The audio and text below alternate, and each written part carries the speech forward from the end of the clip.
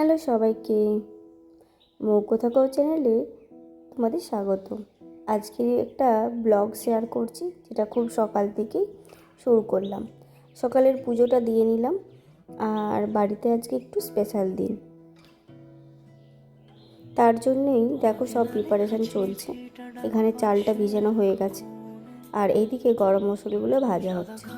বুঝতে কি পারছো তোমরা আজকে কি মেনু হবে? যাই হোক, আজকে ছিল ননদের জন্মদিন, তো ওরই পছন্দের খাবার দাবারগুলো রান্না করা হবে। তো ওর ফেভারিট বিরিয়ানি শুনে বাড়িতে বিরিয়ানির প্রোগ্রাম হয়েছে। বিরিয়ানি আর চিকেন চাপ সেই মতোই সকাল থেকে তোড়জোড়। আর এদিকে দেখো চিকেনও আনা হয়ে গিয়েছে, আর এদিকে বাকি যে হেল্পগুলো লাগে সেগুলো আমি করে দিচ্ছিলাম, আদা রসুন কাটা বা আরও কিছু। আর এখানে বসে বসে গল্প করছিলাম।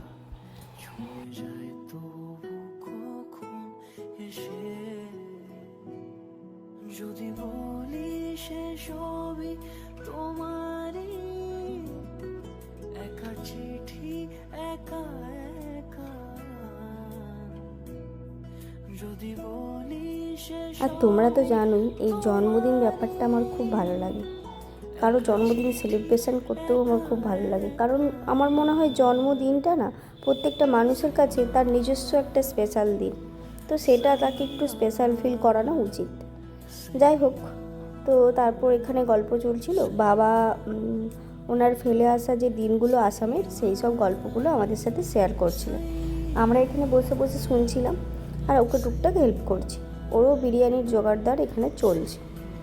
আর আজকে ঠিক করেছি যে চাপটা আজকে উনানে হবে, তো সেই মতো চাপটা ম্যারিনেট করা ছিল, সেটাকে উনানে বসিয়ে দিলাম।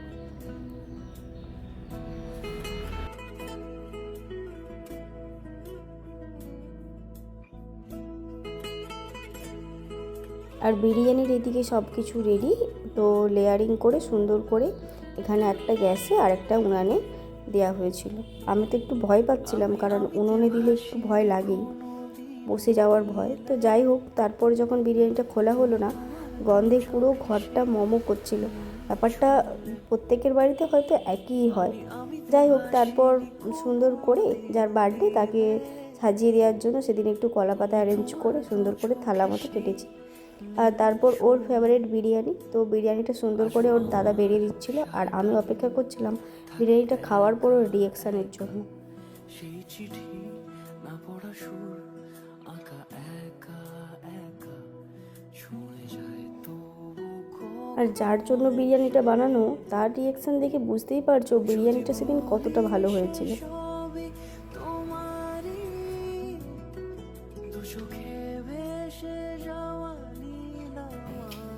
উপলক্ষে কি কনসিকুয়েন্স বার্থডে আজকে একই জিনিস হচ্ছে। হ্যাঁ, এটা আমার ফেভারিট বিরিয়ানি। আর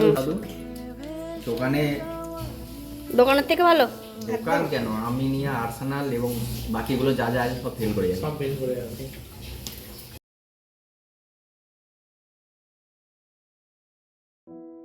আর ওদের কথা শুনে তো বুঝতেই পারছো বিরিয়ানিটা সত্যিই সেদিনকে খুব ভালো হয়েছিল। যাই হোক, লাঞ্চটা কমপ্লিট করার পর আবার আমরা সন্ধেবেলায় একটু চা খেতে বসেছিলাম। চা খাওয়ার থেকেও বেশি এই গল্প করার আড্ডাটা আমাদের বেশি ভালো লাগে। আর তারপর এই সিমই বা লাচ্ছা এই জিনিসটা খাচ্ছিলাম। এটা প্রথমবার খাচ্ছিলাম, বেশ দারুণ খেতে লাগে, একটু ক্রাঞ্চি, আর পুরোটা একদম দুধে ডুবিয়ে দিইনি, তো একটা আলাদাই ফ্লেভার ছিল। আমার বেশ ভালো লেগেছে জিনিসটা খেতে। তো এটা সন্ধ্যেতে খাওয়ার পর ভাই একটা কেক এনেছিল, তো সেটা দিয়েই সন্ধ্যেবেলা কেক কাটিং হবে। সাদা খামের না লেখা নাম এঁকেছে তার গানে, সেই চিঠি যত লেখা থাকে একা একা, সেই গানের না শোনা সুর আঁকা একা একা। তারপর ছোটোখাটোভাবে সন্ধ্যাবেলায় আমরা কেক কাটিং করছিলাম। ভাই কেক নিয়ে এসেছিল, তো সেটাই কাটিং হচ্ছিল। আর সত্যি কথা বলতে সেদিনকে কাছের কিছু মানুষকে না প্রচুর মিস করছিলাম। যাই হোক, কেক কাটিং কমপ্লিট হলো, আর এইভাবে ওর প্রিয় খাবার দাবার আর কেক কাটিং নিয়ে জানি না জন্মদিনটা ওর কেমন লেগেছে। যাই হোক, এইভাবে দিনটাও শেষ করলাম, আর ব্লগটাও এখানে শেষ করছি। তোমাদের কেমন লাগছে অবশ্যই জানিও।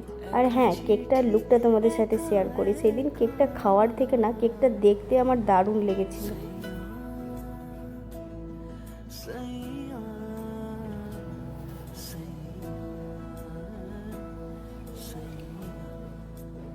আর তারপর ভাই একটা ওর জন্য গিফট নিয়ে এসেছিলো, তো সেটা ওকে দিয়ে দিল। চলো টাটা, দেখা হচ্ছে অন্য একটা ভিডিওতে।